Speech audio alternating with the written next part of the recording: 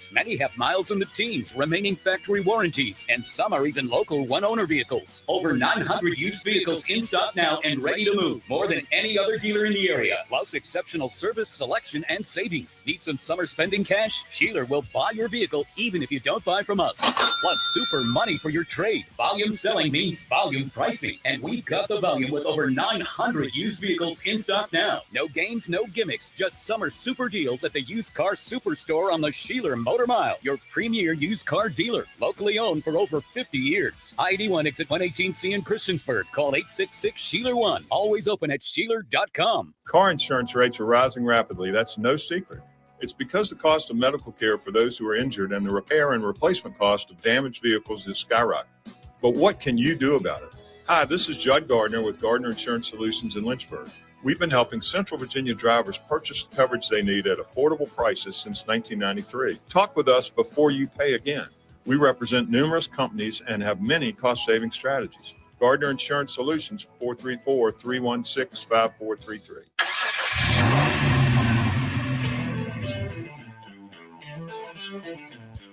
You're stepping into the fast lane on the VTRN Sports app. 93.3 FM and 1320 AM Lynchburg, or by asking Alexa or Google Home, open VTRN Sports Lynchburg. Now, take the fast lane through the topics that matter across the Commonwealth. This is the Fast Lane with Ed Lane. TJ, we had an interesting car ride yesterday as we welcomed you into the fast lane. First of all, I don't think I was too much in the fast lane yesterday. You've had car issues lately. You might be most specifically listening to that Sheeler Motor Mile commercial because you might have to be thinking about how they might be helping you with your next car if things don't go very well, and our thoughts and prayers are that they do. Yeah. So we're on our way back from Charlottesville, and you had a chance to chat with me, and we got a chance to get to know each other a little bit better, and you haven't been scared off yet, so I consider that a win. We touched on your favorite sports. Lean into that microphone, by the way, because we do want to hear what you have to say. Okay. Basketball is your first love, and college basketball in particular. It's understandable because you've grown up. Is it reasonable to say kind of right outside the triangle in North Carolina? I would say right out there. Yes, sir. I mean, that's almost to be expected. Like, you grow up in that particular area, and it's probably the easiest thing, as Kurt would remind us, RIP to the legend from Good Burger. Well, I should have known. I should have put two and two together just when you informed us that you were going to work with us and that you were from there. But finally got a chance to get a little confirmation. But we touched on other sports and different things. Yeah. You are one of the PA announcers for the Lynchburg Hillcats, correct? That is correct. Yes, so sir. I would presume minor league baseball is something you enjoy and appreciate as well? Yeah, I grew up with the Carolina Mudcats, who the Hillcats beat for the first half title and are currently second place in the second half title. So first of all, we haven't had a chance to get your opinion on that. Yeah. Was there kind of like a pit in your stomach? Was there confusion when you're announcing for the Lynchburg Hillcats, but yet the Carolina Mudcats are your childhood team? I love the Carolina Mudcats, but being with the Lynchburg Hillcats, I've grown closer with the team than I ever felt with the Mudcats, I feel like. And just because of the people in that organization that I went to college with, I grew up with, you could say.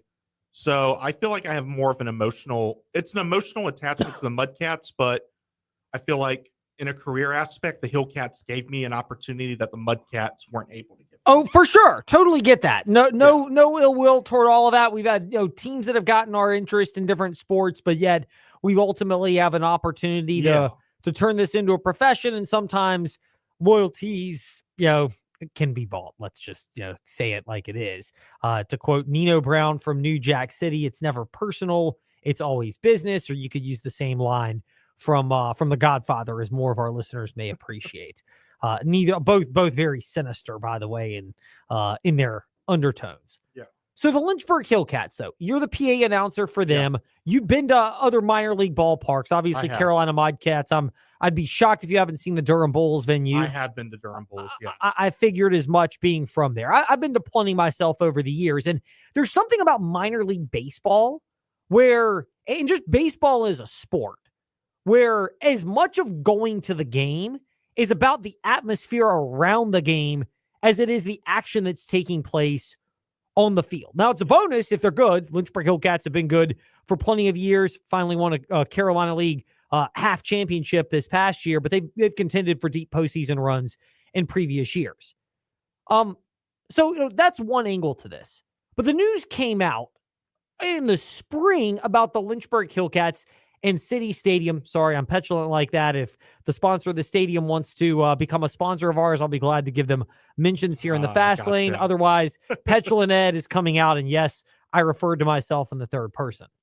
So City Stadium getting $5.3 million in upgrades. That figure was dropped just recently. We knew the upgrades were going to come. Carnival-themed area for children, additional beverage stands, about 500 new seats, fully enclosed event space for 300 people that could be used year-round. That's kind of an extension off the club-level area. I'll be honest. There are a couple thoughts that enter my mind on this. One of which is just on principle. I am not a fan of public funding for stadiums in the world of sports. And it's more, we're talking $5.3 million. Normally, when you're talking upgrades or even just new stadiums, you're adding 2 zeros to that. You're looking at like $530 million. So it's a major hit on a line item and on the budget. And ironically, they're in cities, in a lot of cases, that have plenty of larger issues that are out there. For more on that, Virginia's Talk Station app, if that's your thing. But when it comes to the city of Lynchburg, I think you can make a compelling case. The City Stadium itself for the Hillcats draws people there. I am one of the few people that minor league baseball is generally affordable. It's more affordable now, of course, because if you go to InsaneRadioDeals.com, you'll get $5 extra off the already low prices of reserved or general admission tickets with the food voucher at InsaneRadioDeals.com. That special runs now through midnight Eastern tonight. So through 11:59 p.m. Monday, July 7th. But it's affordable entertainment. So when I go to a different area, it's almost always on my radar of going to a minor league game. And my kids are getting older. Happy birthday to William and James. They turned 7 today. It's awesome. Going to go home tonight. Might even have some cake. I've been a real good healthy eater, but we all have to indulge at times. So this is what you get as you start to grow up. And I would imagine for you, TJ, correct me if I'm wrong, you're in a different spot. I'm looking for family-friendly and affordable entertainment because I have to, ball on a budget, for lack of a better phrase. I got a wife, myself, 2 kids, going to want food. This stuff can add up very quickly. Not to mention when your kids are 7, they'll take like 1 or 2 bites and then just not be hungry anymore, or they'll want to change to something else. And if you go to larger venues and you're paying like $15 for a basic hot dog and $13 for ice cream, when you could go to the store and literally buy like packets of hot dogs and buns and condiments, or you could go and buy quarts of ice cream, like literally you're paying more. Hillcats are reasonable priced for those type of concessions and amenities. And again, you know more than I do even, TJ, because you literally work at City Stadium. But when you factor all that in, that's where, for me as somebody who is anti-public spending for stadium upgrades, particularly when you're talking like billionaire owners in a sports world, I can bite on the bait that's being thrown out there that, the Hillcats plus the city of Lynchburg combined to upgrade City Stadium for, and I'm not saying it's, $5.3 million. Look, I'd love that $5.3 million. I'm sure you would. All of our listeners would. But just $5.3 million relative to what it costs to upgrade the stadium or other enhancements, to me, seems like it's at least a reasonable investment when you consider this one actually seems like it's got a chance to pay off like in our lifetime. Yeah, no, for sure.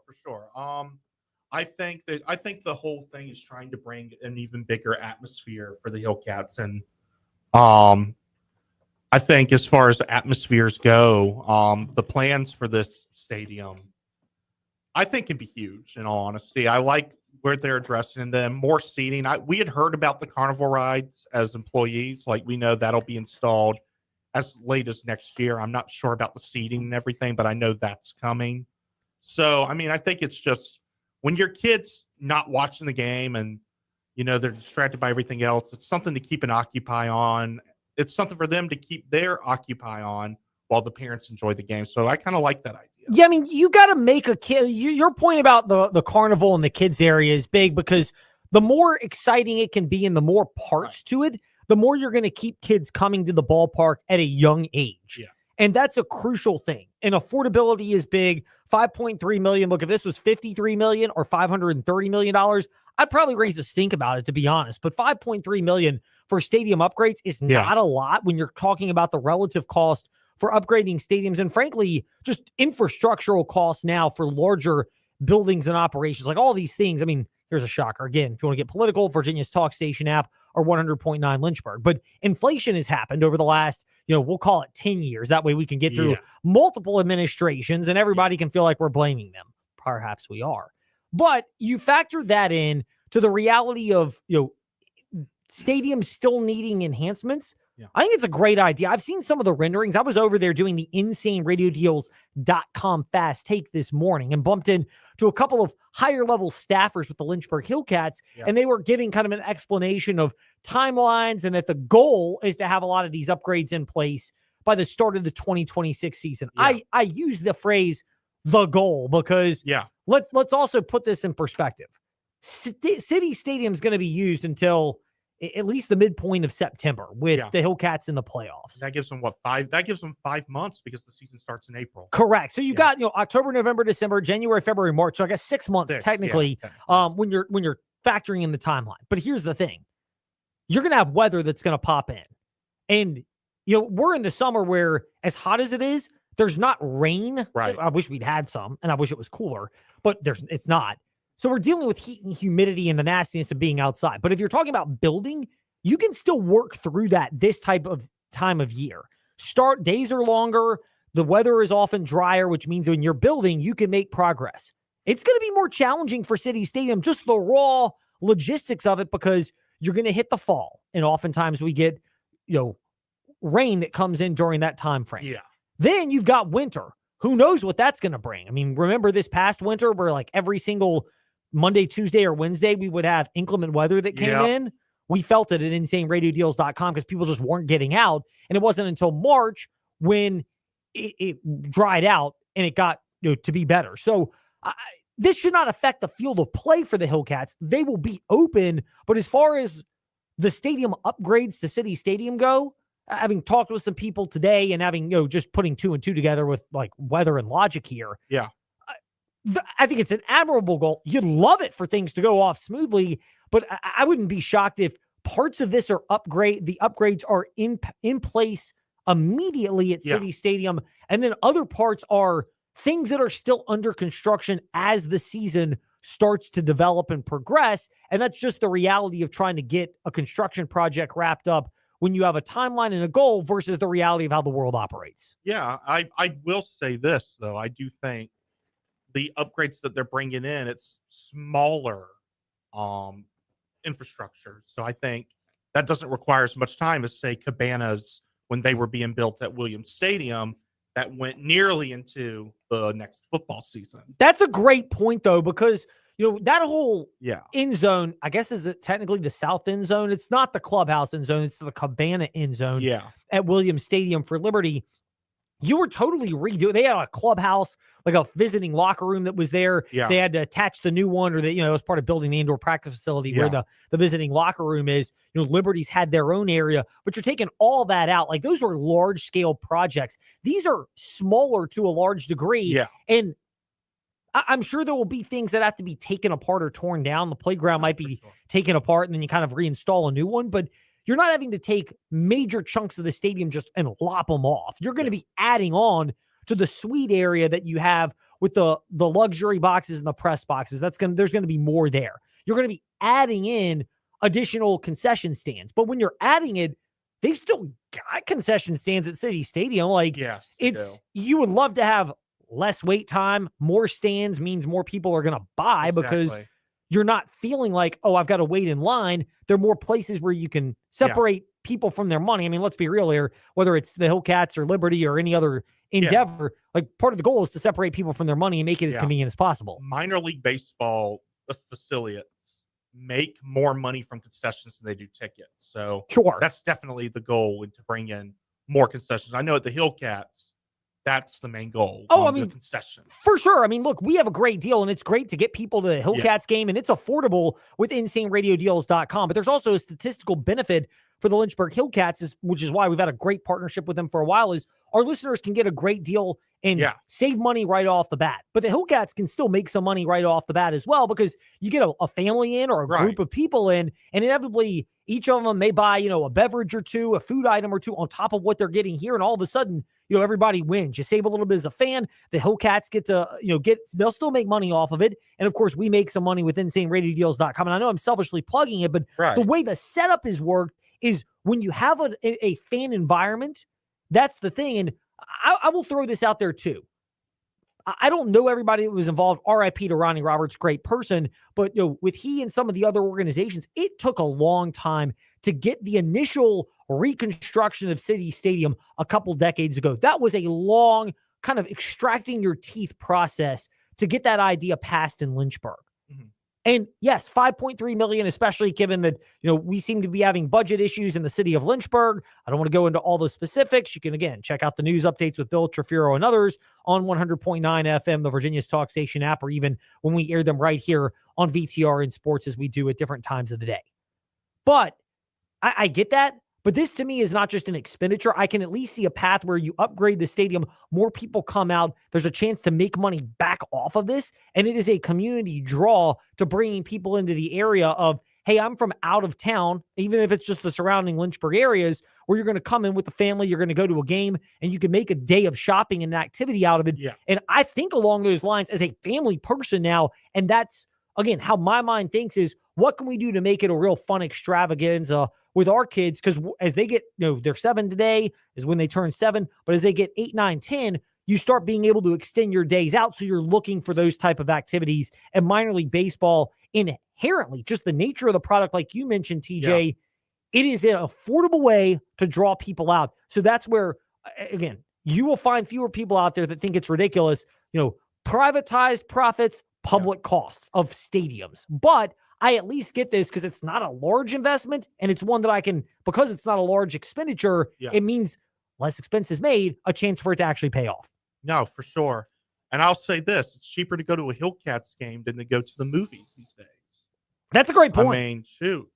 I think the Hillcats offer so much, and having carnival rides, having more food stands and everything creates a better atmosphere. And especially at the pace the Hillcats are going, they're a better team this year. Even with Tommy Hawk now gone, lots of great players, of an amazing bullpen. I wish the Braves had. But I really think that this is the time to go see the Hillcats. This is a great time to take your family out. And we've seen a lot of sold out crowds, not just out of July 4th, but we've seen thousands upon thousands come to the stadium. So there's definitely a growing brand there. So you take advantage of it. I like the direction the owners are going in right now. Yeah, I mean, look, it's progressive. It's forward thinking. You have to be willing to take some chances. And Lynchburg's an area that's slower to do that. I feel qualified to say that, having lived here for over a decade and growing up here before I moved away for 10 years to go to school in Memphis and then back in Martinsville after that. So I'd like to think I'm qualified enough to say Lynchburg is slow to make these changes. But you made them earlier. You have chances to get upgrades. Overall, I think this is a real win for people in the area. And we will get more insight into this around 5:50 today in part 2 of Covering the Commonwealth, as Jason Prill, the broadcaster for the Lynchburg Hillcats, will join us as well. However, there are other topics that we get to address right now in... It's time for Fast 5 at 5-ish. 5-ish minutes on 5 relevant topics done around 5 p.m.-ish. Ish, because our counting skills are kind of ish. Let's start with number 5. So Wimbledon today was really interesting. Novak Djokovic won his match to go into the quarterfinals 1-6. He has this thing where, he'll fall down early in a set and just almost tank it. It'll experiment. He'll kind of throw the set, for lack of a better phrase, and then he buckles down, which he did. It was kind of a grind, though. It was about a 3.5-hour match, which is a lot longer than he's been on court and a lot longer than he's needed to. And, for him, you're thinking, oh my goodness, what's going to happen when he gets to Jannik Sinner in the semifinals, presuming Djokovic and Sinner both go there. So Novak wins 1-6, 6-4, 6-4, 6-4, but it was a grind for him today. And yet, Yannick Sinner almost didn't make it to today. Sinner was down 2-0 to Grigor Dimitrov, who's had a history with injuries. And sure enough, they crop up today. And there's no word on the severity of the injuries. But when you have a 2-0 lead and you're 2-2 in the third set and you have to pull out the way Dimitrov did today, I mean, you feel for him because this was the best chance I would say he's probably going to have in his career to get that type of signature victory. He's a guy who's got injuries. He's now into his mid-30s. As you get older and more miles accrued on you as an athlete, more general wear and tear, the harder it is to battle that. Look at Novak Djokovic as an example of why people worry about him. Yannick Sinner got through, but he did not look convincing today at all for a guy that had not dropped a set and had been ruthlessly efficient up until today. It raised serious concerns. I'd still make him the favorite over Novak, but all of a sudden the door might be propped open for Novak. And I mean, I've said it before, but if Novak can get to the semifinals with relatively little wear and tear, a lot's going to depend on how he handles the quarterfinals coming up in a couple of days. But if Novak can get to the semifinals with relatively little wear and tear, then at that point, this is my career. I'll take whatever shot I need. I will redline it on Friday and Sunday to try to beat Sinner and Alcaraz. And it's probably the best chance he'll have to win. But it was a fascinating day at Wimbledon because of that. Meanwhile, the women's side, it's weird to say chalk looks like it's going. I don't make Aryna Sabalenka. She should be the favored, but she's minus 155, which to me is way steeper than I would ever expect. She's been good, and she's stepped up when she's needed to, and she's a multi-time Grand Slam champion. But I've got concerns overall at the overall price. I think she's more vulnerable than the price would dictate, kind of like when she was favored by too much against Gauff in the French Open final. I think Sabalenka should have been the favorite then. I think she should be the favorite now, but it's bigger than I would feel comfortable with.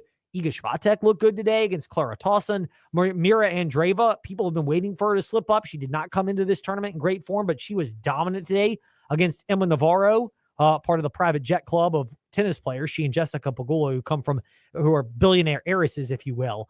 But those two looked really good today. So I think there are at least multiple contenders now. I would make those three, Andreeva, Iga, and Sabalenka, the favorites. And I think it's in the right order. Sabalenka, then Iga, then Andreeva, and then a drop-off to everyone else. I think that's right. Just like the men's side, Carlos is the favorite, and then there's a drop-off to Sinner, and then a drop-off to Novak. And I think that's probably priced about right on the men's side. But I feel more confident in Carlos than I do on the women's, where just best 2 of 3, anything can really happen. Pittsburgh Steelers announced they have signed general manager Omar Khan to a 3-year contract extension that will keep him with the team through the 2028 season. I have to think a lot of this is that he's doing what Mike Tomlin wants and the Steelers are looking to do right now, because this is a boomer bust roster. And I'm an Eagles fan. And look, you'll find very few people that respect Mike Tomlin the way that I do, because, and I love the attitude he's had. They try not to tank. They legitimately go for wins, but they've got a lot of veteran investments. When you're talking about, again, wear and tear on older players. Nursing home. Yeah, it's a real concern. How do you reconstruct it if it goes south this year? Or is it almost understood that you're going to do whatever you can to get your franchise quarterback after this year, whether or not Aaron Rodgers plays well, because he's basically said this is going to be his last year. But I have concerns about Khan and the Steelers. I don't think they've done a great job of finding quarterback options to this point. They found a way to win in spite of that. I think a lot of it is Mike Tomlin's a really good coach and knows how to get a lot out. I know, breaking news, never had a losing season. I get that. But you're seeing overall the effects of that organization. That's the one that's a head scratcher to me. I kind of at times wonder whether Khan could have done more to bring in better talent with the Steelers so that they're not just kind of in this trudging of mediocrity where they never have a losing season, but they also have not won a playoff game in about a decade as well. Earlier today, or I guess late last night, the Washington Nationals fired manager Dave Martinez and GM Mike Rizzo, ending one of the longest partnerships in Major League Baseball. Both part of that World Series championship team in 2019. This is the double-sided thing. You wonder whether they needed a fresh voice, but you also wonder how much they realistically could have done, because when they were in their ownership sale phase for the last couple of years, they were shedding costs so much where they're not retaining hardly any of their key players. Bryce Harper, Anthony Rendon, the list can go on for the Nationals, and they just haven't found a way to keep a lot of those players around. You may need a fresh voice, and I do get that to a certain extent, but I just kind of wonder what else could have been done by now fired manager Dave Martinez, and GM Mike Rizzo when you consider everything else that organization realistically could have put together and realistically could have been able to accrue. Meanwhile, on to Number 2. The New York Knicks did not hire Dawn Staley. She was an initial interview, but was not one of their finalists for their vacant head coaching position with Mike Brown, the locked-in candidate there. I would have loved to have seen this. I thought for a while, if there are two coaches that are women, if there's a league that would ever hire a women coach, a man's league that would hire a woman coach, it is the Knicks, it is the NBA. They're more progressive. Yeah. Dawn Staley and Becky Hammon are the two names that probably popped to mind the most obviously. I was an advocate of Dawn Staley being considered for UVA, and that doesn't mean that I disagree with Ryan Odom. I think of the candidates they could have hired, he appeared to be the guy initially, and he seems like he was the correct candidate out of that bunch. But I just kind of look at this as I love to see what Dawn Staley's done and think it would be fascinating for someone to go from being a women's basketball coach to coaching men. And you have to have the right take no, you know what attitude. And Dawn Staley clearly is in that particular camp. Meanwhile, the NFLPA, and I'm sure Trey and Lake Lewis will discuss this tomorrow in the Fast Lane, but they are, quote, not expected to engage in formal negotiations, end quote, with the NFL and its team owners on a potential 18-game regular season and other issues, according to the sports labor agreement, at least until early next year. Look, I still maintain this is an inevitability that we will get to 18 games. More games means more dollar bills, y'all. For the owners. And it also means more dollar bills, y'all. For the players because of the amount of revenue sharing that's come in. But if you're the NFL, the players in particular, you know the owners, this is the one big initiative they have. Why not drag your feet on it a little bit more? See if they'll concede and give you something else of what you want. That's why I'm not surprised by the NFLPA taking their time on this and seeing if they can get a little bit more than what they might have initially wanted. Meanwhile, when we return to the Fast Lane, we'll touch on your teams and topics. Part 1 of covering the Commonwealth, Tech, UVA, JMU. When we return, this is the Fast Lane on the VTRN Sports app, and ask that smart speaker, open VTRN Sports. Mark Dalton here with Terry Volkswagen. Get ready to fall head over heels for the perfect VW SUV. One size doesn't fit all, though, and that's why Volkswagen has an SUV for everyone. From the compact and affordable Volkswagen Taos to the tech-packed Tiguan and the spacious Volkswagen Atlas. No matter which one fits your lifestyle, you'll love the comfort, performance, and safety. Stop by Terry Volkswagen on Forest Road in Lynchburg or check us out online at terryvw.com. Terry Volkswagen. You'll love our cars. The feel of the beach is perfect. Relaxing with family and friends. Bonding over memorable meals fresh from the seas. It's a beach experience, and it's in our backyard at 801 Raw Bar in downtown Lynchburg. They're family-owned and family-operated, bringing you that relaxing beach house vibe while you enjoy the freshest seafood from our region, including raw oysters, king crabs, and snow crab. Not really a seafood person? Try their fresh handcrafted burgers, subs, pizza, and salads. Step into the relaxing beach house vibe at 801 Raw Bar on Church Street in downtown Lynchburg. Have you looked at your home's exterior lately? Do you see faded siding, paint peeling, and wood rotting? Windows that are impossible to open and close and gutters falling off? Call Collins Siding and Windows to transform your home's exterior and save you money on energy costs. Dreaming of a new porch or sunroom? Collins can do that too. Since 1989, Collins Siding and Windows has been transforming homes in Central Virginia. Roofs, windows, siding, gutters, porches, decks, and sunrooms. They can do it all. Call Collins Siding and Windows today, 434-525-6307. You're thinking, can our business afford executive maintenance? You should be thinking, can we afford not to use executive maintenance? They'll give your business the professional look that makes a good impression for your clients. That's what they do for us at the Virginia Talk Radio Network. From monthly office cleaning to pressure washing, strip seal and wax for tile floors, and construction cleanup, we trust executive maintenance to keep the Virginia Talk Radio Network sparkling. You should too. Put them to work for you. Visit executivemaintenancelynchburg.com and call them today. This fall, Saturdays belong to the Hokies. Oh, and these Hokie fans are going crazy here in College Town, USA. Lane Stadium, electrifying, iconic, the best in college football. Oh, you'd have to be here to believe it. Built by tradition and fueled by passion. Breaks free at the 10 to the 5. Touchdown Tech, where every roar and every cheer brings you home. Are you ready to start jumping? Tickets on sale now. Visit Hokiesports.com. It's not too late to register for the Virginia Commonwealth Games at Liberty University and around Lynchburg. Athletes of any age or skill level can participate. Choose from over 35 sports, including tennis, softball, archery, and bowling. Win a gold, silver, or bronze medal and join us for the opening ceremonies and tailgate party festivities. Register today online at commonwealthgames.org. That's commonwealthgames.org. It's the Virginia Commonwealth Games, brought to you by Kroger, Bedford Area Welcome Center and Tourism, and Campbell County Economic Development. Hi, I'm Matt with Fleet Feet Roanoke. I've enjoyed working with Ed Lane and the Virginia Talk Radio Network. But when they sold their Roanoke station, I was skeptical the partnership could still provide value. Months later, I'm thankful that Ed took the time to meet with me, discuss the right solutions, and a plan to invite his audience to Fleet Feet Roanoke. Now we're able to build a connection with that audience thanks to Ed's creativity. Stop by and see us at Fleet Feet Roanoke to learn more. We'd love to get to know you. Email info@virginiatalkradionetwork.com to start growing your business. Sandstone architecture, melodic music, wonders of the world. They're staples of Egyptian and Mediterranean culture. But you didn't have to travel thousands of miles to experience it. Just drive to downtown Cairo. Enjoy food from the entire Mediterranean, blended with the best Egyptian recipes. That means fresh ingredients cooked on a charcoal grill. Downtown Cairo staples include $5 heroes, and build your own Mediterranean bowl. Experience the taste of the Egyptian and Mediterranean world in your own backyard. Downtown Cairo. Business 29 in Madison Heights and the Grays Mill Shopping Center in Forest.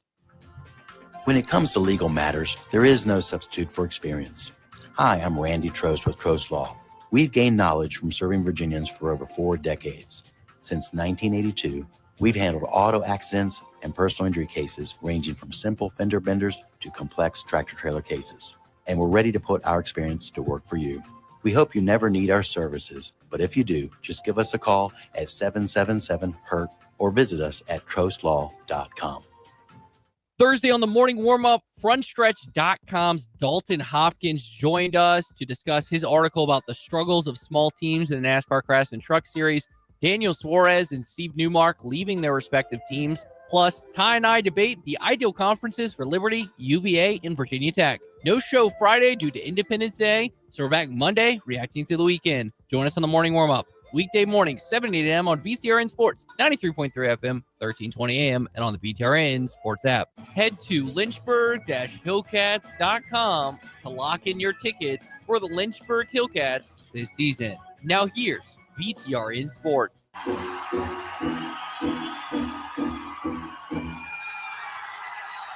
Step into the Fast Lane 24/7 at Trey Lyle VT and Fast Lane Ed Lane on Facebook, Twitter, Instagram, YouTube, and wherever you listen to podcasts. Now, back to the Fast Lane. So shout out to our girl, Candy Waller, Bowie TV Sports Madam President, covers the Washington Commanders for us and has been a guest recently on the Sports Nerd podcast with our very own TJ Wilkerson.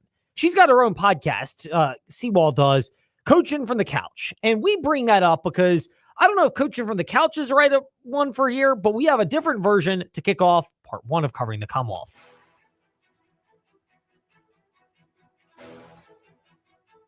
It's time for your teams and topics. Covering the Commonwealth, a look at teams and topics from around the Commonwealth. Let's start with the JMU Dukes. Shane Metlin, DNRonline.com, and it's Shane_DNR Sports, hanging out with us today in the Fast Lane. Shane, not necessarily coaching from the couch, but sitting on the sidelines is how things might be described with the JMU Dukes right now. You and your colleague, Katie Harper, were all over this on the latest Purple and Bold podcast, and y'all have written about it at DNRonline.com, and you've tweeted at Shane_DNR Sports.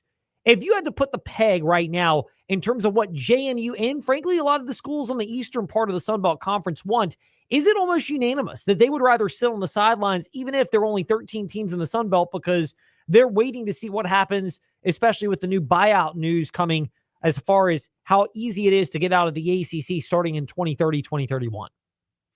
Yeah, hard to say if it's unanimous or not, but right now I don't feel like there's probably enough votes to add somebody to the Sun Belt right now. I mean, that could change quickly too, because I think maybe they're expanding their scope a little bit to what teams they're talking to and looking at. We may see some teams from the MAC names come up here in the coming days, but Yeah, like you said, so many other factors are out there right now, whether it be those ACC buyouts and if that could change the look of that conference, the American, will the Pac-12 keep going after more teams like Memphis and things like that now that they kind of have an idea what their TV deal might look like if they add those teams. So, all those different things I think have at least some people in the Sun Belt saying, hey, let's wait a little bit, see how some things shake out, and then see who's really available or who might be available, what might happen here in the next few years. So there's a lot of ifs that seem to be played out within the Sun Belt. Is this a stall tactic, or is this legitimately from the Sun Belt, at least certain schools, maybe the understanding that, I don't think they'd be in the same league as like Clemson, Florida State, and Miami, but maybe some bottom parts of the ACC that get left behind in a potential realignment from that conference, that JMU might land there. Yeah, I mean, you never know. Like if the ACC in a few years looks like what the Pac-12 did here recently, where only a couple of the original members are left, then yeah, if you're JMU, if you're ODU, App State, East Carolina, USF in particular, I think all of those schools and some others probably have to wonder, okay, would we be in the Texas State situation next time around where we might end up in something that's still called the ACC, obviously not the same conference as it was, but still probably a step up from where we are. That's a good point. Shane Metlin with us here in the Fast Lane. Shane, good to speak with you on this. We're going to hold off on the later questions because there will be more coming up in the future, and we'll tease that as an opportunity and also a chance to follow up on what you and Katie discussed coming up in a new Purple and Bold podcast that will probably drop within the next couple days. Yeah, I appreciate it. Shane Metlin with us here in the Fast Lane with JerryRatcliffe.com founder and contributor, Jerry Hootie Ratcliffe. Jerry, always great to be speaking with you. Big picture, we picked up on what we just discussed a moment ago with Shane Metlin of the Harrisonburg Daily News Record, and that being the ACC and particularly the buyout. It drops to $75 million in 2030, 2031. Is that something you're monitoring at JerryRatcliffe.com as the potential timeline for when this might get real dicey for UVA and a select group of other schools, maybe that might go under the Magnificent Seven umbrella? Well, Ed, you always keep an eye on it. You never really know in these times what direction schools might decide to go. I really don't know if anything's going to happen unless, I guess the prediction by some is that super conference forms for football only.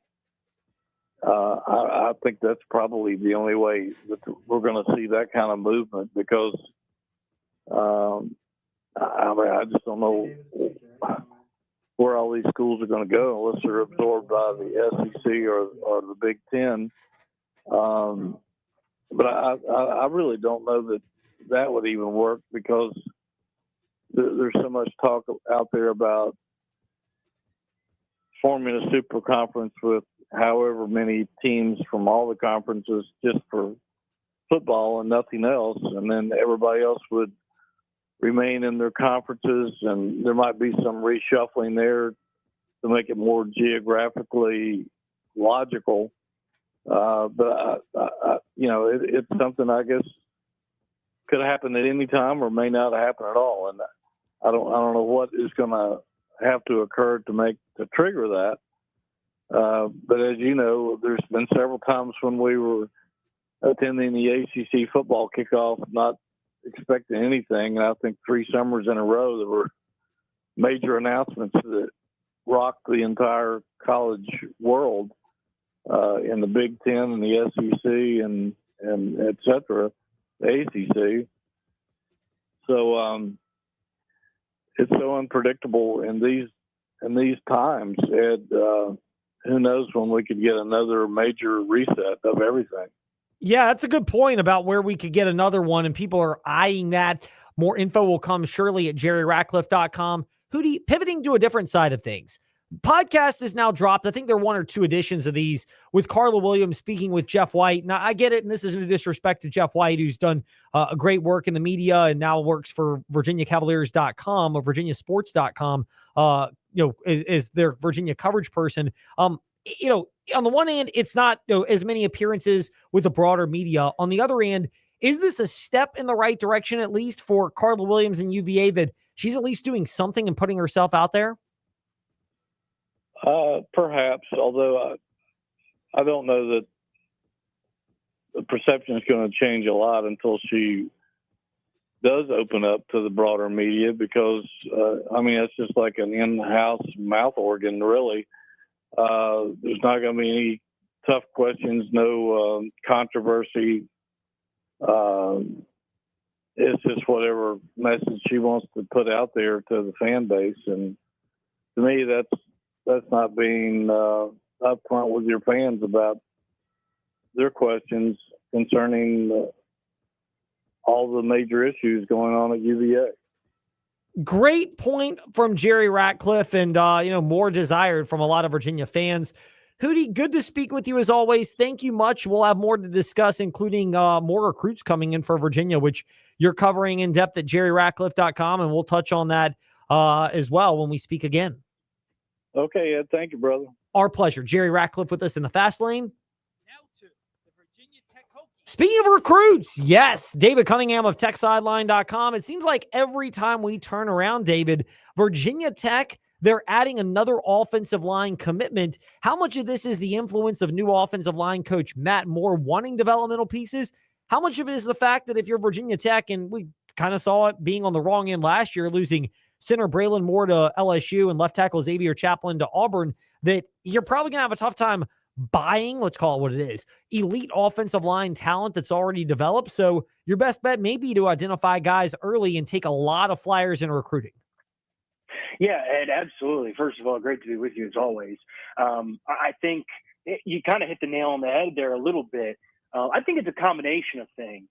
This is an offensive line coach in Matt Moore who arrived this past offseason and has to kind of revamp what was a disappointing little bit of group of offensive line recruiting over the last couple of years.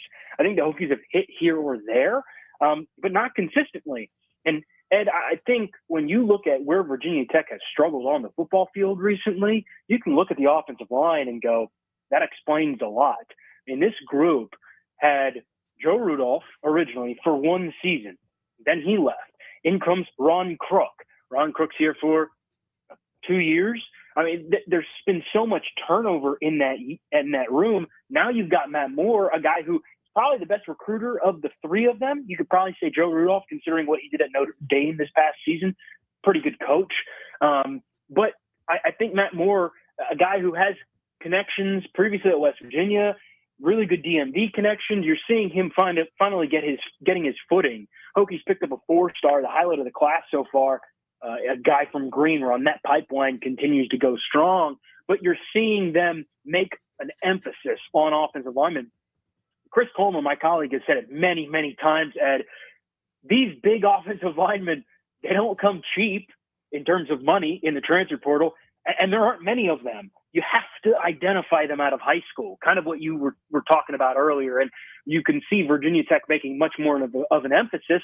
But the bottom line is, once you get them to campus, that's one deal. You got to get them to pan out. You got to develop them. And that's Virginia Tech's next challenge. And I think Matt Moore, he's got a big task on his hands, but I think he's kind of the right guy for the job. And he's proven that on the recruiting trail so far. We can get into the exact number of wins and losses for Virginia Tech, but how much of keeping Brent Pry around in Blacksburg hinges on, a number of people on offense and defense showing that they can take this talent and develop it. And even if, they're similar in that, 6 to 8 win range on the win side of things, the win-loss record, if it looks like they're developing young talent and able to retain them, that would create more optimism compared to what we've seen recently where a lot of talent leaves or underachieving.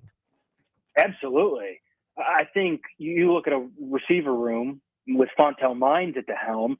He's been Virginia Tech's best recruiter by far. You could argue he's been the best recruiter in the state since he got to Blacksburg across any institution, in the FBS level. The bottom line, though, is that, after the Hokies, just had a veteran group of receivers in Stephen Gosnell, Jalen Lane, Ollie Jennings, DeQuan Felton, those guys leave. Well, Fontel Mines has to show that he can develop this next crop of receivers. I'm not saying he won't be able to, but I'm just saying it's an unknown because we haven't had a chance to see it yet. This is a big year for a guy like him, and that goes across the board for a lot of different positions.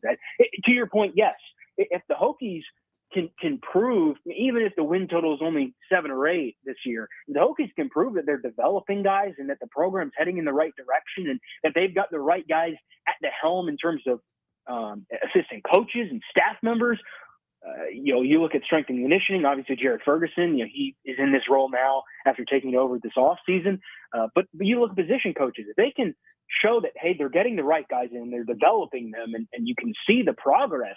I take a guy like Keelan Adams, Chance Wiggins, for example, right? Highly touted 4-star guys from the Commonwealth of Virginia.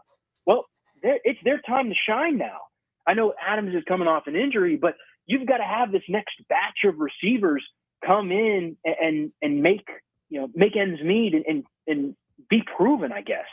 It's their time to shine, so to speak. And that's why it's such an interesting season coming into this, Ed, because you had so many veterans last year. The one guy that's back this year is Kyron Drones. You've got a couple other guys here or there, but otherwise you're filling in with guys you recruited.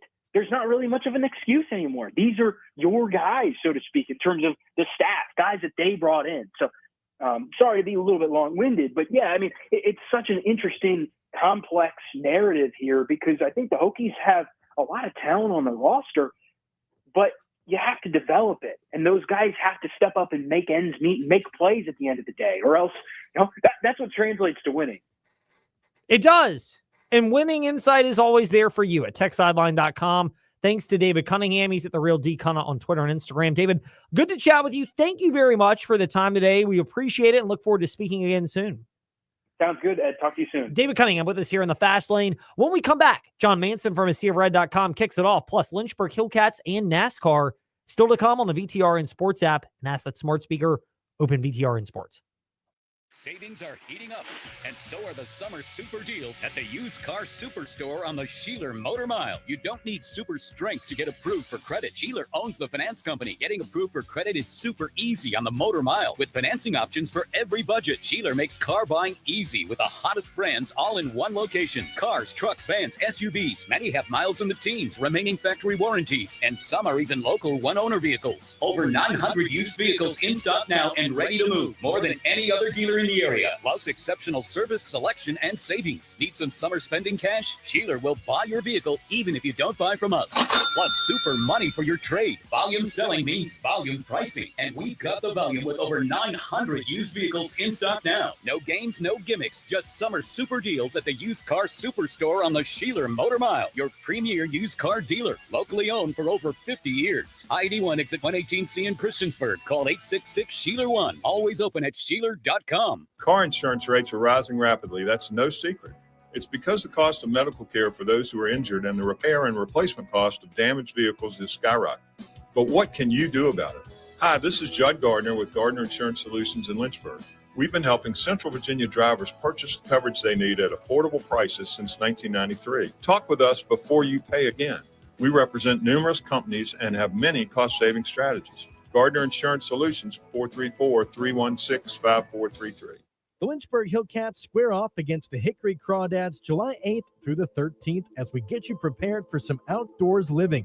Come raise some money for Hunters for the Hungry on our outdoors night on Friday with a giveaway of campfire mugs and a post-game campout.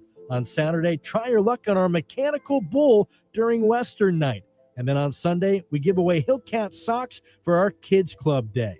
Get your tickets at lynchburg-hillcats.com. The thrill of Liberty Flames football returns this fall. Get it to us. There it is. Touchdown, Liberty. Be at Williams Stadium in Lynchburg when the Flames begin the chase for the Conference USA Championship. See all 6 home games, including a battle with in-state rival JMU on September 20th. Here we go. Cross-conference games against New Mexico State, Delaware, Missouri State, and Kennesaw State. Season opener August 30th against Maine. Season tickets and full schedule at lufootball.com. Your home is more than just walls and windows. It's where life happens. And at Right Choice Construction, we get that. We're not just builders. We're fathers, mothers, neighbors, just like you, and every nail and every beam reflects our commitment to creating a place you're proud to live in. With Right Choice Construction, you're choosing a team that's been perfecting the art of building for years. So build with us, build with experience, build with quality, build with Right Choice. VTRN Sports is now heading to YouTube. Head to youtube.com/@VTRN Sports Lynchburg to watch both the morning warm-up with Trey Lyle and the Fast Lane with Ed Lane live each day. Make sure you subscribe to the channel and have notifications turned on. All the great local content you love with VTRN Sports is now on YouTube. Subscribe to the VTRN Sports YouTube channel at youtube.com/@VTRN Sports Lynchburg.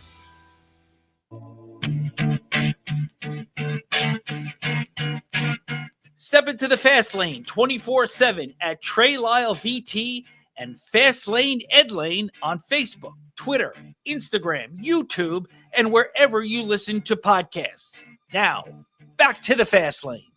You could say we have been overdue to get to a lot of this, but somebody who's been, well, he's had his finger on the pulse for a lot of this joins us right now as we explain what we mean in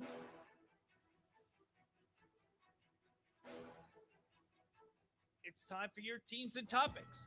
Covering the Commonwealth, a look at teams and topics from around the Commonwealth. Let's start with the Liberty Flames. John Manson from a seaofred.com with us today here in the Fast Lane. John, good to be chatting with you. We have not had much time to delve into a very busy June for the Liberty Flames on the football recruiting trail. Is it just me? This is where you get to correct me and tell me I'm wrong, of course, John, as we welcome you back in. Is it just me, or does it seem like a lot of the high school focus has been particularly on the defensive side of the ball, where Liberty is looking to identify players they can develop, as opposed to maybe offensively, where Jamie Chadwell seems to have a system, and they'll get some players that are certainly high school recruits, but there's also the idea that he knows what he may want out of a transfer and can find a vision for how they fit in and can contribute a little quicker. Well, first of all, Ed, you're never wrong. I don't know what your wife always tells you, but you're never wrong. Something but to the opposite of that. Yeah, no, you're correct. It's been a lot of defensive emphasis, especially defensive backfield. They've already got three defensive backs, three safeties specifically, and then two corners in this class already. And that's just after really 1 month of a hard recruiting push, as every D1 school does in June, with multiple official visit weekends. And that's been an area of emphasis. Is also an area of emphasis in the most recent the spring transfer portal as well too. So I think with Coach Chadwell, he's been able to build up the offense and the depth there some in his first two, now going on 3 seasons at Liberty, and now they're working on building out the depth. And it'll be interesting too how teams. That's something that I haven't heard a lot of people talk about, is how teams manage their rosters moving forward now with this new roster limit, with the house settlement of 105 players, whether that's a mix of scholarship and walk-ons or all scholarships. I think most schools, sounds like they're going to be doing some walk-ons still, but it used to be that teams would have 112, 115, 120 players on their roster, and even with those being extra walk-on spots, they would like I know Hugh Freeze, having conversations with him previously when he was at Liberty, he had a playbook for exactly how many players were going to be at each position. I'm sure most coaches do. So how do those get adjusted as we're in this new era? And I'm sure that's going into some of this as well too. Once schools are looking at their high school recruiting, I'm sure it's no different for Coach Chadwell and Liberty.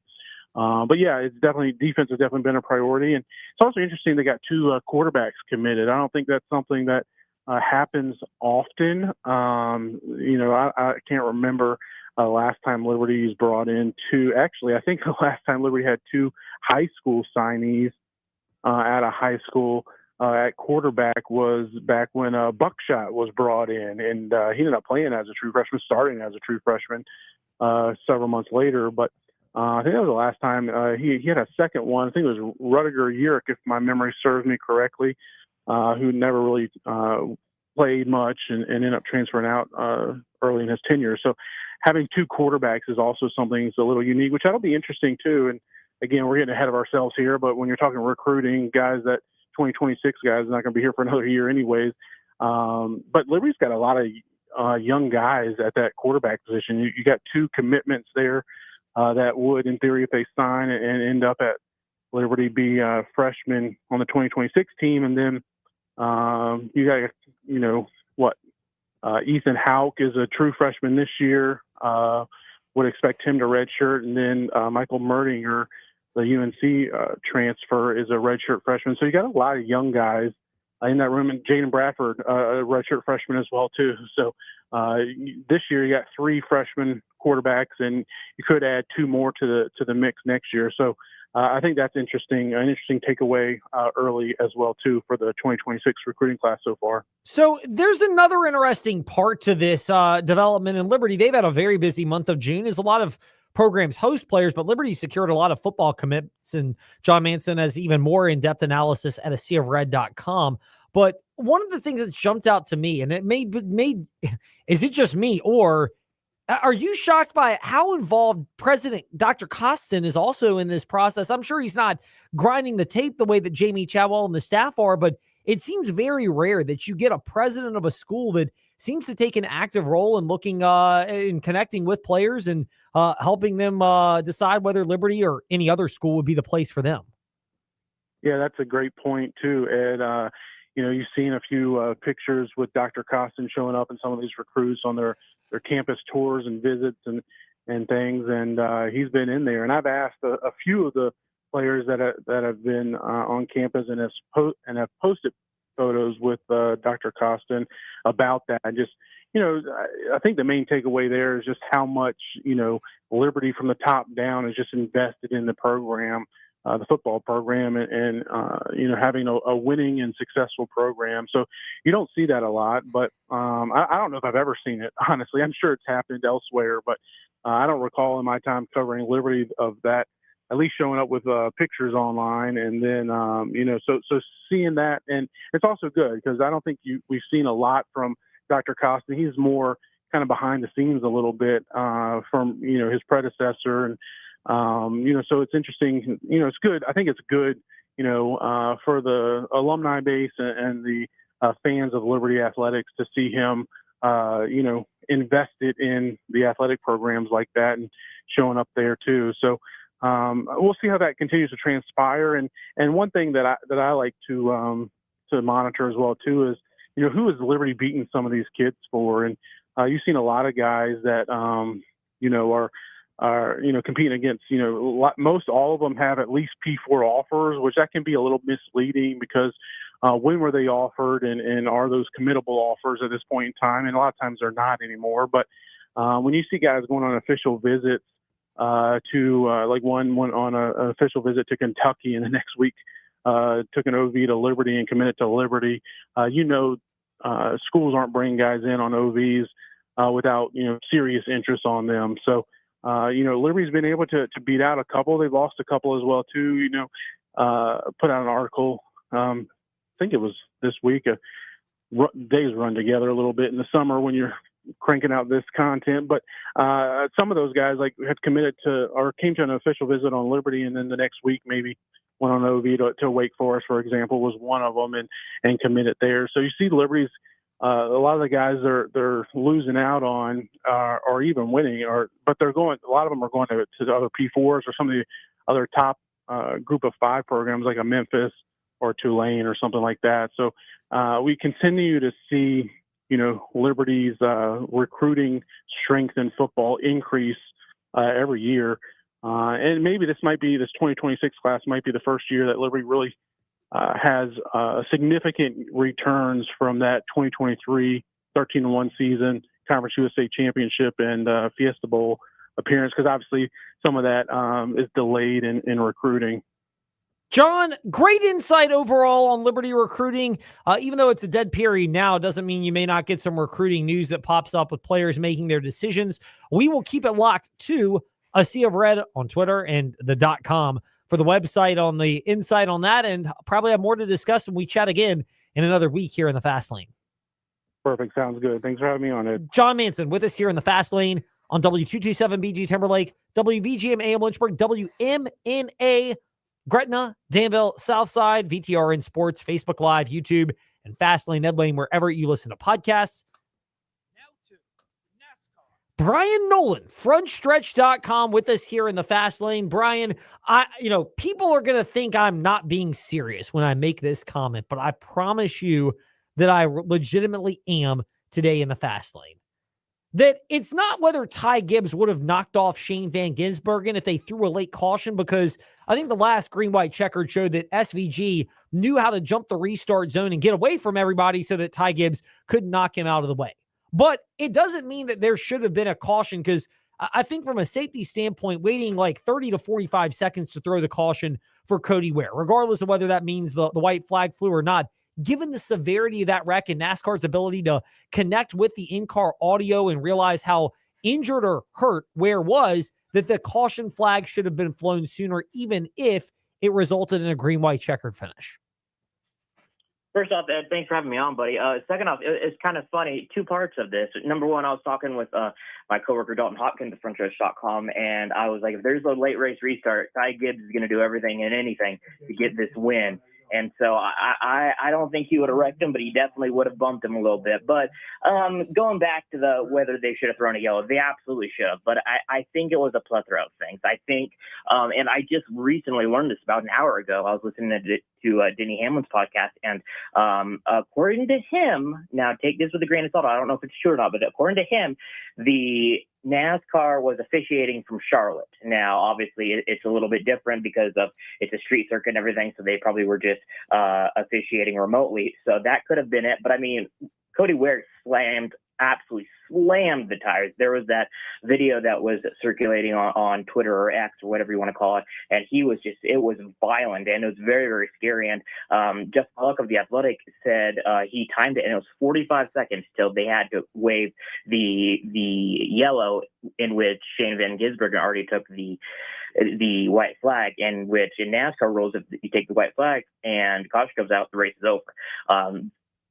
With that being said, there's also rain coming in, whether lightning was also coming in, fog was coming in. You mix all that together, and I'm going to put the tinfoil cap on here, Ed. I know our friend Michael Matthews is going to love this, because you know him and he loves conspiracy theories. But I think that they were very, very slow, but maybe they had a method to their madness. Even as a Ty Gibbs fan, I don't think it was to screw Ty Gibbs out of getting the victory lane. In honesty, I think he would have been more likely to finish third behind Tyler Reddick than he would have been to overtake SVG, which begs the question that your colleague Anthony Damcott posed at frontstretch.com in his Thinking Out Loud at Chicago piece that dropped yesterday, of SVG potentially wasting a playoff spot. Again, you can correct me if I'm wrong here. The difference is SVG has won on multiple street/road courses already. He deserves to be the favorite on every one of them, whereas, with all due respect, Harrison Burton's the most recent example, and that's a guy that won one plate track where anybody can win. This is one driver who, it's only one type of discipline, and he's not shown to be even a threat anywhere else, but when you're this dominant on one discipline, you at least have earned the spot in the playoffs. Yeah, I think all the naysayers, Ed, they're going to be very, very quiet from here on out, because sure, they could be like, oh, he's just wasting a spot. No, he got the spot and now has 2 wins and is safely in the playoffs. And we're going to Sonoma, where he could go back-to-back in as many races with getting the victory. So that would make him tied for the most amount of wins out of anybody this season. He's currently 4th in points with 11 playoff points. And if he wins in Sonoma, and then let's say he wins at Watkins Glen, he's setting up really, really good for that first round of the playoffs. And all he has to do is just survive in advance. And then you got the Rose Bowl in round 2. I wouldn't be surprised to see SVG in the round of 8 come late September, early October, Ed. No, I see a path for it just like you do, Brian, and that's exactly the avenue that you mentioned. If he somehow finds his way into the round of 12, there's a road course where he will be and deserves to be the betting favorite to get to that particular point. Brian, great to chat with you in the Fast Lane. Hopefully you and Dalton had a fun time in Chicago. We'll wrap it up on this. Is it the last time NASCAR has a Chicago road course race, but they've got a blueprint that they will use at other venues? I think so. As much as I don't want that to happen, mainly just because I absolutely love the environment, love the atmosphere. I mean, it's the only one of the only places that we don't have to get a rental car. We walk to our hotel the entire weekend. We were getting our steps in. So, but I do feel like it is time. I do feel like they're going to go out and go to San Diego, as Jordan Bianchi, the Athletic, reported. Now, will they come back in a few years? You never know. Will they go to Chicagoland in a couple of years? You never know. That's more likely, in my opinion, that they'll go there instead of come back here. But I mean, crazier things have happened. But I'm just thankful it was dry for once. I've been at the past two where it was, the first one was like a hurricane. Second one was just like heavy rain. So I'm thankful that the rain held off until after the checkered flag and we got all 75 laps in. But yeah, I do think that it is gonna they will move it to San Diego coming up in 2026. Brian Nolan with us here, not exactly breaking news, but confirming what many people suspect, which is nothing official, but almost everyone thinks Chicago is going to be replaced by the road course at the street course, in San Diego. Brian, we don't replace your insight. We know it's fantastic at the Brian Nolan on Twitter and frontstretch.com, despite what Michael Massey Jr. the 14th would lead you to believe. Amen. 1,000%. And I just want to clarify. I was listening to Dalton Hopkins with you on Thursday. He did not take a single Tylenol like he said he was going to have to when he had to deal with me this weekend. We had a great time, and I did not annoy him that much. So I just wanted to clarify that up, Ed. But I always appreciate you coming or letting me come on your program, and it's always a pleasure, buddy. It is ours as well for Brian Nolan at the Brian Nolan, Twitter and Instagram, and frontstretch.com. Sneaking in, Jason Prill with the Lynchburg Hillcats. Just like the Lynchburg Hillcats snuck in a 6-5 victory to salvage a split with the Salem Red Sox yesterday over at City Stadium, a venue that, well, we'll get to that part in the second question for Jason Prill. But the first one is, it's an improbable win, but how big was this for the Hillcats who salvage a split and take 3 out of 4 against Salem, seemingly positioning themselves to get some momentum as they welcome the Hickory Crawdads tomorrow night? Yeah, Ed, I think it was huge. Lynchburg and Salem, I mean, this is a rivalry that goes back dozens and dozens of years. And it runs deep. And even though these players are new every single year, they buy into it. They want to beat Salem. They know that it's just an hour away. It is a rivalry matchup. And so being able to salvage a split, it meant a lot to the guys. And it does give this team some momentum and some belief that, hey, even when we're down, we can still come back. There's no deficit that's too great that we can't overcome.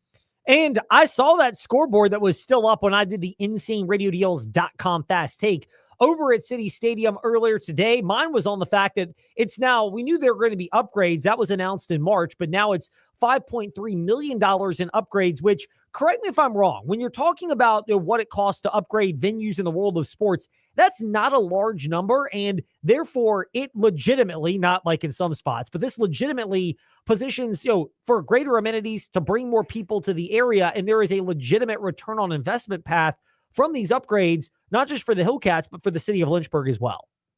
Yeah, you're absolutely right, Ed. This is it's a huge investment in one sense, but it's also a very budget-friendly investment in another sense. They're being cost efficient. They're being fiscal. They're making sure that they're making smart and wise decisions with the money that they have in order to bring more people out to the ballpark, more people to the city of Lynchburg. This is going to be a ballpark that attracts not just fans to Lynchburg Hillcats games, but it's going to attract different things to the venue and allow more events and more fun nights at the ballpark, concerts, outside games, and different leagues to stop in and play a couple games in front of the city of Lynchburg. So it's going to bring a lot of money into the Hill City and provide a lot of opportunities for just everyone to come on out and enjoy a fun, family-friendly evening. Jason Prill with us here. He's at JasPrill19 on Twitter and Instagram. And the Lynchburg Hillcats broadcaster is hanging out with us today in the fast lane. Jason, we'll wrap it up on this. Normally, I get it. The goal is to have these upgrades in place by next year. We all know that the world in construction and weather can throw a wrench into that. But the reality is these all seem to be upgrades that can still allow a fan to enjoy City Stadium the rest of this year and even into next year. While you see the upgrades taking place, it should not impact what the fans are able to enjoy now and in the future. Yeah, you're absolutely right. The ballpark's not going to lose its charm, and it's not going to lose its ability to watch a ball game this year or next year. And most of the changes are either going to be fully implemented or almost completely done by first pitch of 2026. It's going to be a huge opportunity for our fans to come out to the ballpark. They're going to want to see it. And the team, they knew about this a while back, and the talk was, we want to make playoffs, so we have to delay construction. Everybody was on board with that. So we're delaying construction until after the playoffs are finished because Lynchburg's trying to win a championship. Jason Pro with us in the fast lane. That late start might come because of playoff baseball, but it's a reason the Hillcats will gladly take. We'll take the insight, Jason. Thank you for sharing it today in the fast lane. Absolutely. Anytime, Ed. Jason Pro with us here to wrap up the fast lane. That does it for us today. On to Make It Rain from VSiN, or maybe the commercial break they have already in progress.